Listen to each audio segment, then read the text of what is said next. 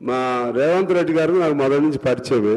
చాలా ఆయన ఎంత అగ్రెసివో అంత పాజిటివ్గా అప్రోచబుల్గా ఉంటారు.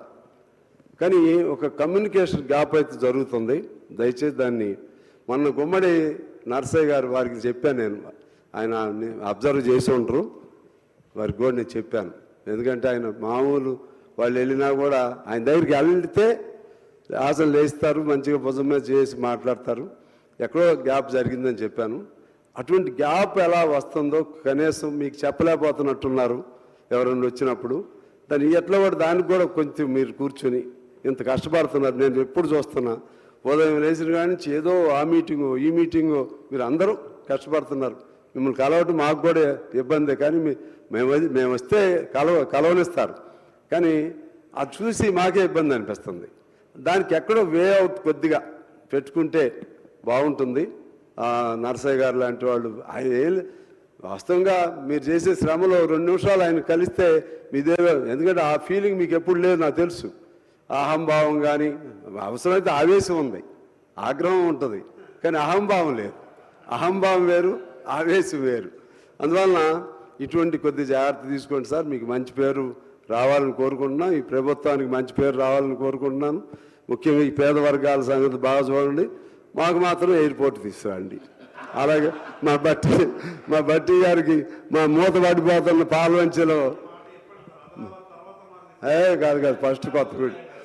ఓకే సార్, మీరు మంచిగా గవర్నమెంట్ ముందుగా నడవాలని కోరుకుంటూ సార్ మీకు కూడా ధన్యవాదాలు. నమస్కారం.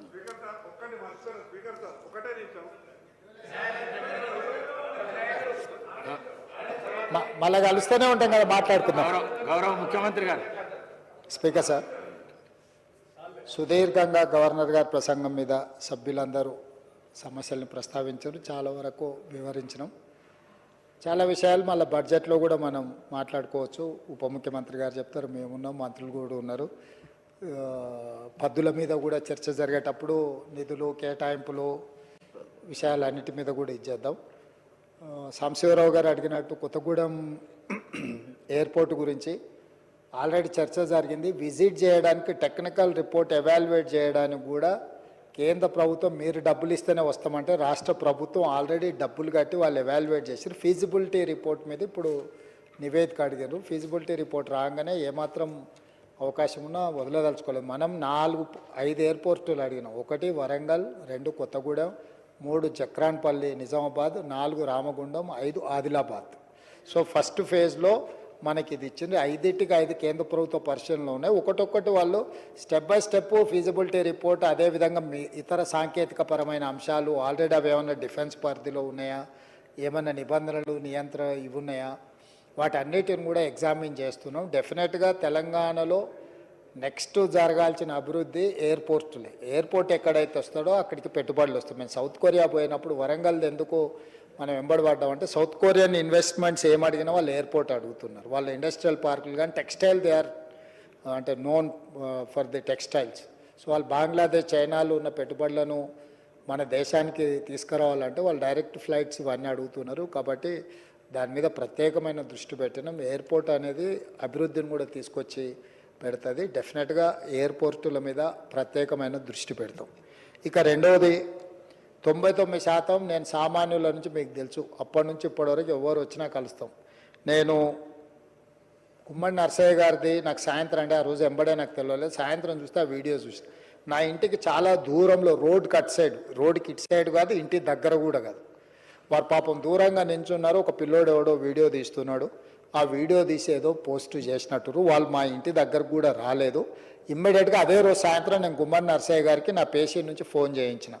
నెక్స్ట్ డే పొద్దున రాండి ముఖ్యమంత్రి గారు కలుస్తారని వారు మాట్లాడి నేను ఆల్రెడీ ఖమ్మం వచ్చేసిన, మళ్ళీ హైదరాబాద్ వచ్చినప్పుడు నేను వచ్చి కలుస్తా అన్నాడు.